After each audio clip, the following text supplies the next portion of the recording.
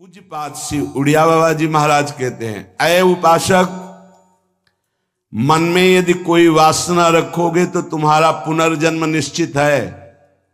बहुत ध्यान से सुनिएगा, ये बड़े न्यायाधीश हैं, ये ब्रह्म प्राप्त भगवत प्राप्त महापुरुष जो बोलते हैं, यही प्रमाण माना जाता है। अगर आप महान पाप किए हैं और कोई महात्मा कह दे जाओ कुछ नहीं, सब ठीक है, एक भी पाप का दंड आपको नहीं मिलेगा।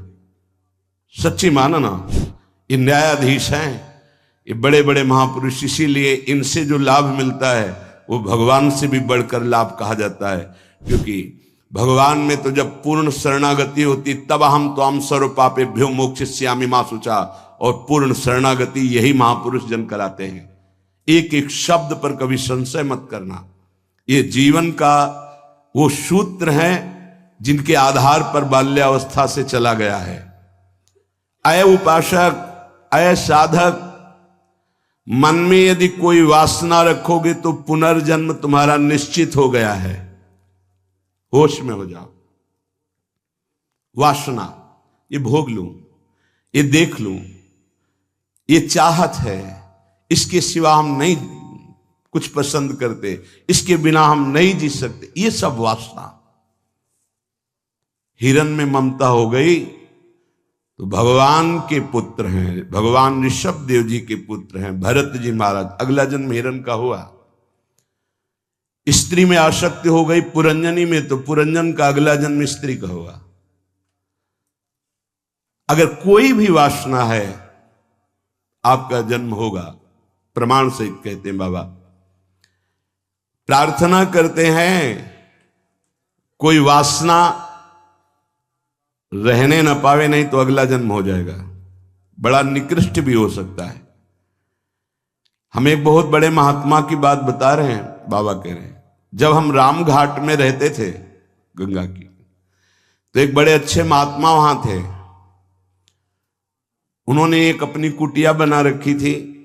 एक दिन उनके कोई बड़े धनी मानी भगत आए और सोने की कई मुहरें चरणों में रखी, भेंट में रखी।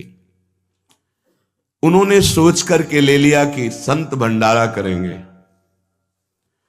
और गीता जी के एक बस्ते में बांध कर रख दिया। वस्त्र को आवेष्टित करके ग्रंथ को जब रखा जाता है तो उसे बस्ता कहते हैं। एक रस्सी होती और उसको जब ऐसे करके कई बार लपेटा, उसी में वो स्वर्ण की मुद्राएं रख दी, मोहरें। सोचा कि कभी समय आएगा तो हम भंडारा कर देंगे। कुछ संतों ने उनसे कहा चलो तीर्थ यात्रा करने बद्री नारायण चलते हैं। चिंतन में आया कि वो मोहरे रखी, भंडारा करना था, पर संतों से कह नहीं पाए और चले तो बद्री नारायण नहीं पहुंच पाए, रास्ते में ही प्राण निकल गए। प्राणों का क्या भरोसा, कौन सा कदम आखिरी होगा किसको पता, कौन सी श्वास आखिरी होगी किसको पता। इसलिए बहुत चतुर सुजान वो हैं कि कोई संकल्प नहीं रहने देते, नहीं रखना चाहिए। चतुर सुजान साधक, कल हम ये करेंगे, नहीं नहीं, अगर श्री जी ने चाहा तो कल ऐसा हो जाएगा। शब्दों में बंधना, शब्दों में ही मुक्त होना, संकल्प में ही बंधना और संकल्प से ही मुक्त हो जाना, दोनों बातें हैं। कल मुझे अमुक जगह जरूर जाना है, तुरंत अंदर से हाँ श्री जी ने चाहा तो जरूर चले जाएंगे। वाणी से भले चूक हो जाए, अंदर से चूक नहीं होनी चाहिए। तत्काल आराध्य देव को बीच में लो, नहीं फंस जाओगे। एक बार भी आराध्य देव को बीच में नहीं लिया, रास्ते में प्राण निकल गए। चिंतन चल रहा था कि लौट के आएंगे, तो स्वर्ण मुद्राएं जो रखी उनको बेच करके फिर भंडारा करें। सदिच्छा भी नहीं रखनी, ये बहुत सूक्ष्म विषय है। अब उनका शरीर छूट गया। शरीर जब छूट गया तो शरीर की अंतिम क्रियाएं हुई जो संत की होती। 16 दिन बाद कुछ संतों को प्रसाद पवाया गया। महीना व्यतीत हुआ महाराज की कुटिया की, जो सेवा सफाई में, तो बस्ता एक ऊंचे पे दिखाई दिया। देखा कि गुरुजी की गीता रखी हुई है। कोई बात नहीं है, कभी समय आएगा तो पढ़ेंगे, गुरुजी की गीता है। रात्रि में स्वप्न हुआ उनके शिष्य को कि बेटा मैं पतित हो गया, चूक हो गई। अंतिम समय स्वर्ण मुद्रा का ध्यान होने के कारण मैं सांप बनकर उसी बस्ता में बंधा हुआ हूं। जब तक स्वर्ण मुद्राएं बेचकर संत सेवा नहीं करोगे, मुझे सांप की योनि मिली है। पूज्य पादुड़िया बाबा भी वहीं रामघाट में थे। उन्होंने स्वप्न सुनाया कि ऐसा ऐसा गुरुजी का स्वप्न देखा। तो सब संत एकत्रित हुए, सबके सामने जे ही बस्ता खोला गया, सोई नवीन अवस्था का सर्प फड़काड़ के खड़ा हो गया। स्वप्न सच्चा निकला, क्योंकि वो आदेश हुआ था गुरुजी का। वो एक स्वप्न नहीं था, वो एक आदेश था। इसलिए सब संतों को एकत्रित किया था कि ऐसा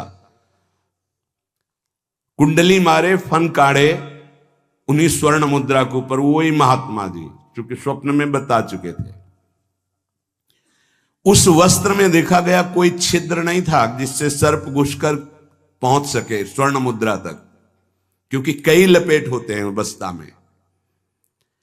ये देखकर सब महात्मा आश्चर्यचकित हो गए कि भाई थोड़ी सी असावधानी हुई कि स्वर्ण मुद्रा का चिंतन मना तो सर्प होकर के गुरुजी को बैठना पड़ा। उस सर्प को बड़े सम्मान, किसी को कुछ नहीं काटा, कुछ नहीं छेड़ा, उसको बहुत सम्मान से आदर पूर्वक जंगल में जाके दुखी होकर शिष्यों ने छोड़ा और उन मोहरों को बेचा गया। संत भंडारा हुआ, उनकी जो ही वासना की पूर्ति हुई, ये वासना बन गई थी, तो ही शरीर छूटा उनका और अपनी गति को प्राप्त हुए। इसलिए उपासक, ये सद्वासना थी।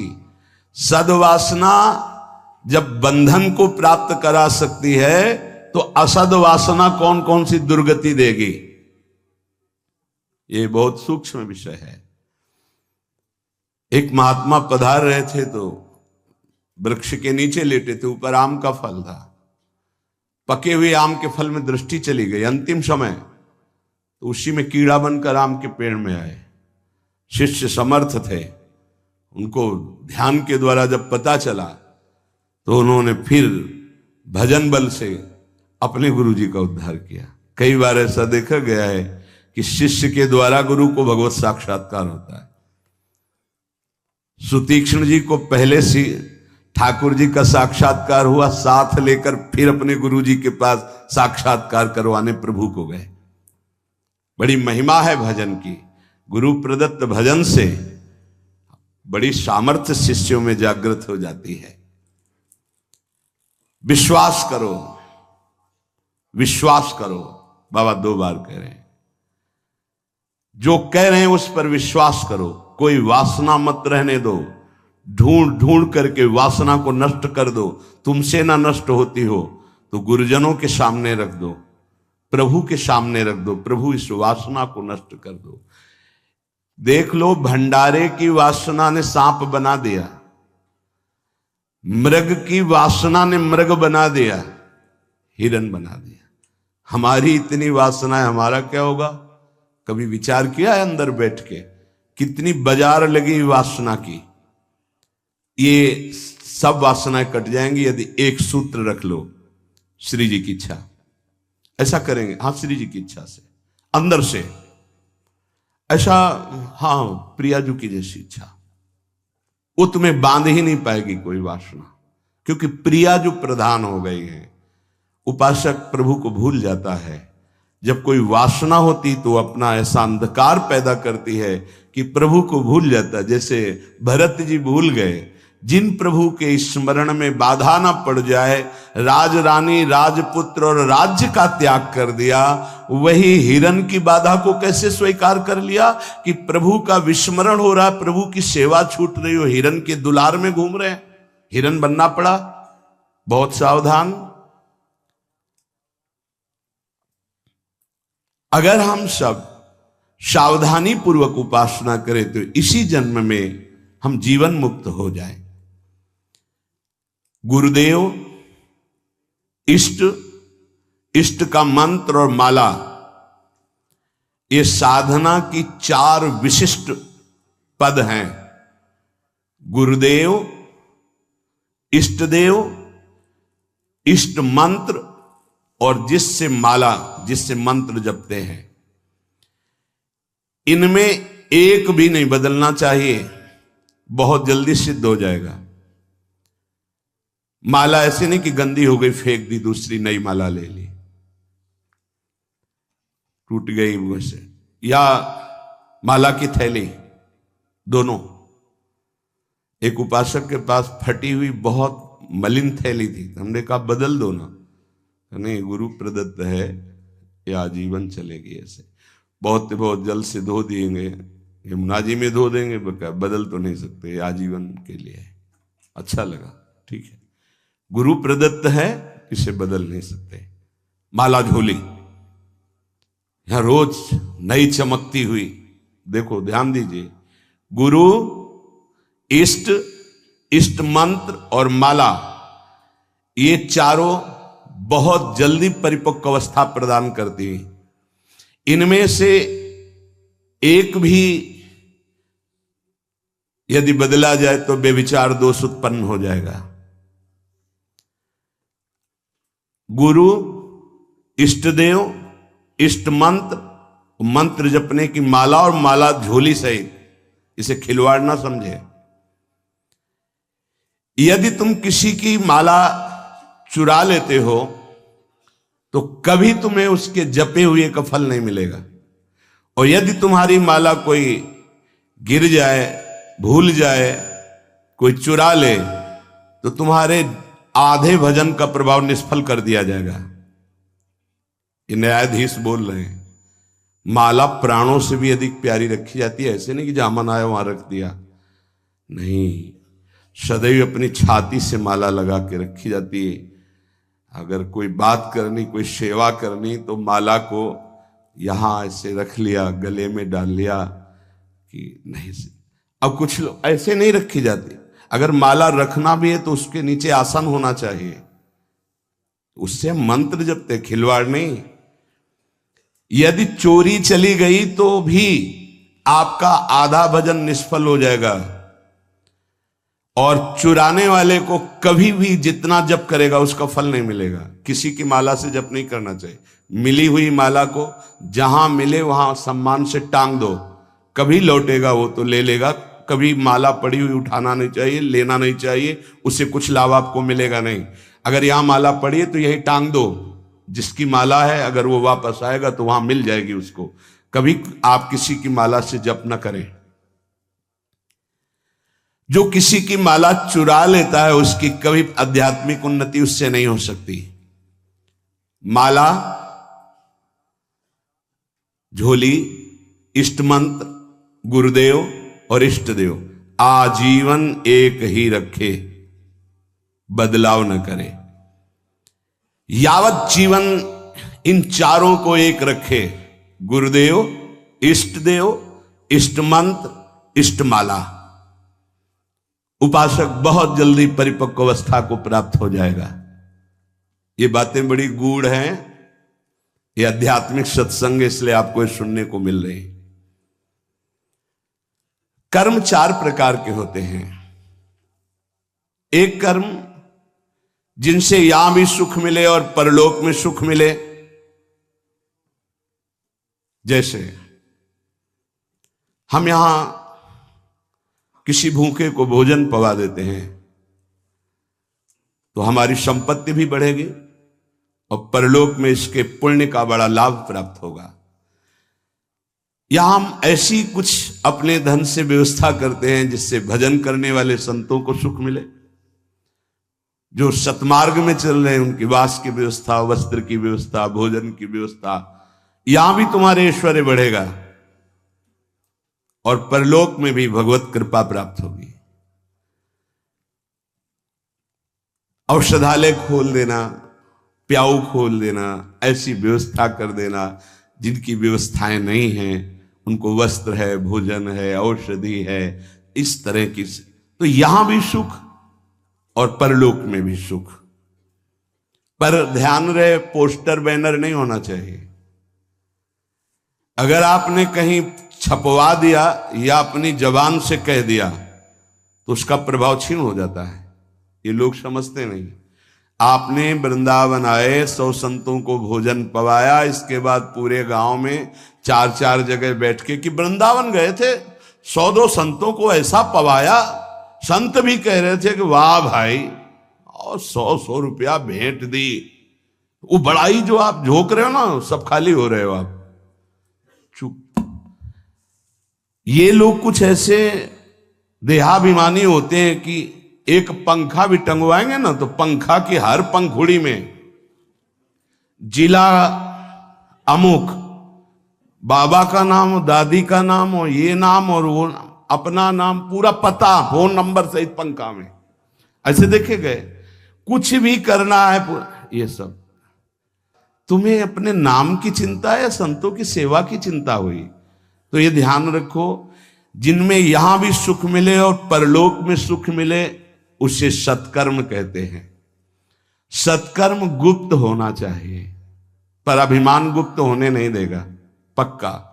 वो चाहे दीवाल से कहेगा जरूर।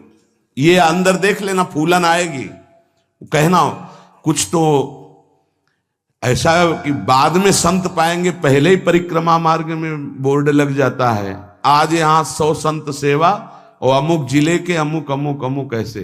तब ये लगता है कि कैसे तुम नादान बच्चे हो, तुम्हें इतना बड़ा सौभाग्य सुकृत का मिला था, इतना महान सत्कर्म, और तुमने सब मिटिया मेट कर दिया।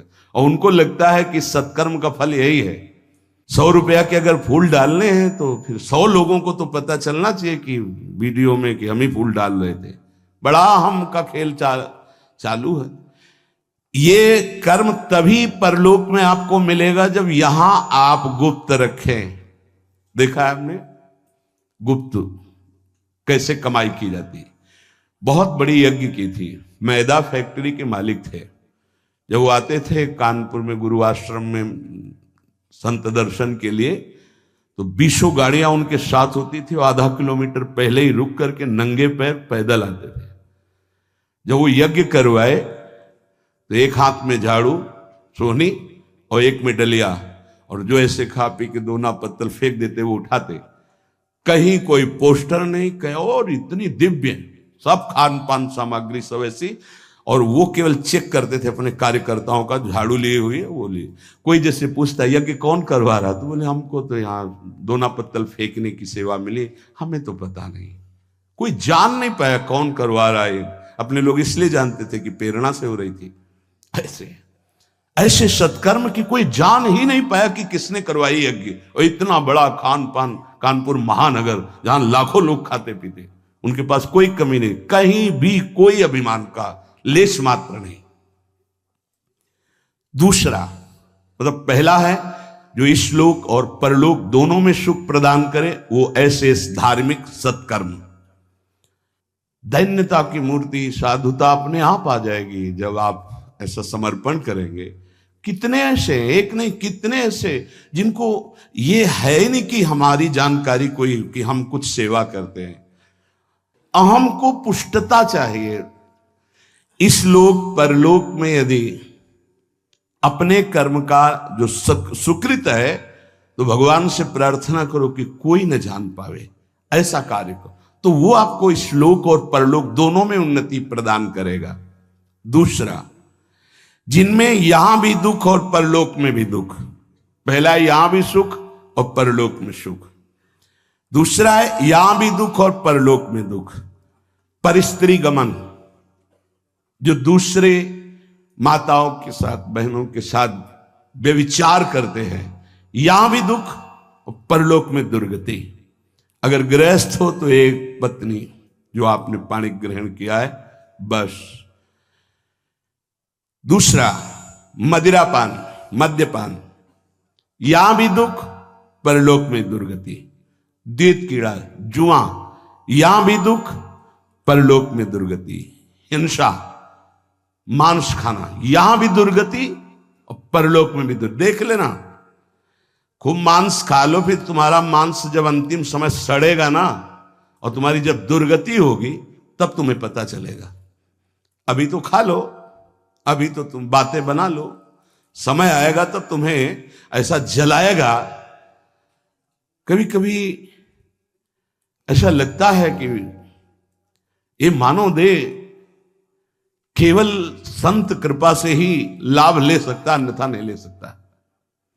ये कोई पक्षपात की बात नहीं। जिनको संत समागम नहीं मिला है, पूरा पशुवत जीवन व्यतीत हो रहा है, पशुवत जीवन। बस इतना लक्ष्य है, कितना भोग भोग लें, कितना विषयों का सेवन कर ले, बस इतना ही उनका लक्ष्य है। वो चाहे पैसे के बल से, वृद्धावस्था पैसे के बल से, वही विलासिता, वही भोग, सोच नहीं रहे कि किस लिए आया था, क्या करना। यहां भी दुख और वहां भी दुख।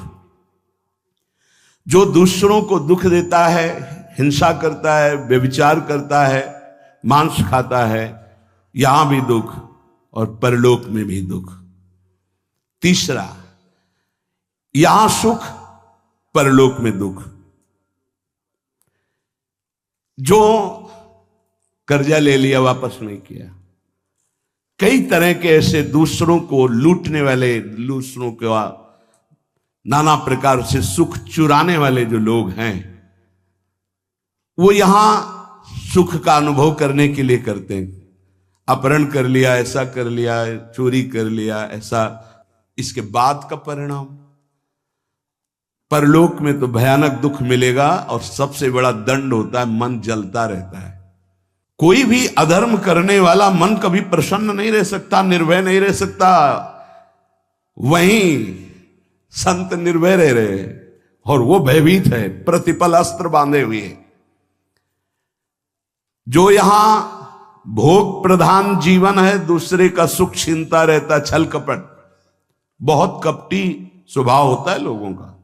कोई बिरला ऐसा होता है जो भजन के साधना के बल से कपट को मिटा करके सरल स्वभाव न मन को टिलाई। नहीं तो सांप जैसी टेढ़ी चाल होती, सामने कुछ और, पीछे कुछ और, बोल कुछ और रहा है, कर कुछ और रहा है, सोच कुछ और रहा है। ऐसे लोग यहां सुखी दिखाई देते हैं। लोगों के प्रश्न भी रहते हैं, झूठ, कपट, छल, हिंसा, चोरी, ऐसे लोग यहां सुखी दिखाई देते हैं बड़ा, लेकिन परिणाम उनका बड़ा भयंकर होता है, महान दुख को प्राप्त होते हैं। पहला है यहां सुख वहां सुख, सत्कर्म। दूसरा है यहां भी दुख वहां भी दुख, असत्कर्म। तीसरा है भोग कर्म, दूसरों का धन छीनना, भोगों में मगन रहना। यहां तुम्हें सुखी दिखाई देंगे, बड़ा परिणाम एकदम विध्वंसक होगा, मिट्टी में मिल जाने वाला, कुछ नहीं बचेगा, सर्वनाश हो जाएगा। इसको आप आंख खोलकर देख लो, संसार में रहते हो, समाचार आदि के द्वारा संसार के द्वारा, जिनकी झूमती थी मिट्टी में मिल गए। अधर्माचरण करने वाला कभी सफल नहीं हो सकता। झूमती थी, अभी से लेकर इतिहास साक्षी है। जिस लोक में भुजा ठोक देता था, लोकपाल भयभीत हो जाते थे, मिट्टी में मिल गया। ऐसे ही है अधर्माचरण, चोरी, हिंसा, बल विक्रम के द्वारा दूसरे की संपत्ति को छीनकर भोगो, ये बहुत देखा है, नष्ट हो जाते हैं। समय आने पर विध्वंस, और परलोक में तो दुर्गति ही होती है। चौथा, ये बहुत जोर का है, यहां दुख, परलोक में परम सुख। ये है त्यागी महापुरुष, जिन्होंने यहां जानबूझकर समस्त भोगों का त्याग करके भगवान के लिए महान दुख को आमंत्रित किया। गर्मी, सर्दी, बरसात, निंदा, अपमान, काम, क्रोध, लोभ, मोह, मद, मत्सर, सबको सह रहे हैं। राधा राधा राधा राधा राधा, ये परम पद में आरूढ़ होंगे। तपस्वी, नाम जापक, व्रत उपवास, योगाभ्यास, साधना, इनके द्वारा पूरे जीवन कष्ट सहते रहते हैं और जगत मंगल और परम पद की प्राप्ति, ये 4 प्रकार के कर्म होते हैं, जिनमें यहां सुख वहां सुख, उदान, पुण्य, सत्कर्मादि, जिनमें यहां दुख और परलोक में दुख, पापाचरण, एक शब्द में बोल सकते हैं पापाचरण। तीसरा भोगाचरण, जिसमें यहां सुखी दिखाई दे रहे लेकिन परलोक में इनकी दुर्गति होगी। दुखिया को न सताइए, दुखिया देगा रोए, और जब दुखिया के मुखिया सुने तो तेरी गति का होए। किसी को कमजोर समझकर आप फंसा दिए या कष्ट दे दिए या मार दिए और आप पदवी पे पहुंच गए, तो परम पदवी वाला जब दृष्टि डालेगा तो तुम्हारी धज्जियां उड़ जाएंगी। ये बहुत होश में, जो शब्द दूसरे के हृदय में चोट पहुंचाकर परम पद में पहुंचा दे, वही साधु के शब्द होते हैं। उठो, जागो, भूल मत करो। अगर यहां तुम सुखी होने के लिए अधर्माचरण से धन ले लेते हो, चाहे जो हो, तो परिणाम में तुम्हें बड़ा भयंकर दुख भोगना पड़ेगा। इसलिए हम प्रार्थना करते हैं, अंदर की हालत को मजबूत करना है तो दुखियों को मत सताना, निर्दोषों को दंड मत देना, पैसे के लिए किसी को गलत मत फंसाना। नहीं, चाहे जितना बड़ा अधिकार आपको मिला हो, वो अधिकार भी एक समय का है, इसके बाद नहीं। फिर तुम्हें जो कर्म का दंड मिलेगा वो भोगना पड़ेगा। त्रिभुवनपति अधिकार प्राप्त है महाराज नहुस को, भूल गए अपने कर्तव्य को और पदाभिमान में गलत आचरण में कदम रख दिया तो अजगर की योनि प्राप्त हुई, भ्रष्ट हो गए देवराज इंद्र पद से। कोई भी पद अगर आप गलत आचरण करोगे तो समय पर जब दंड देगा, पद भी छिन जाएगा, सुख भी छिन जाएगा, परिणाम महान हानिकारक दुख कारक होगा।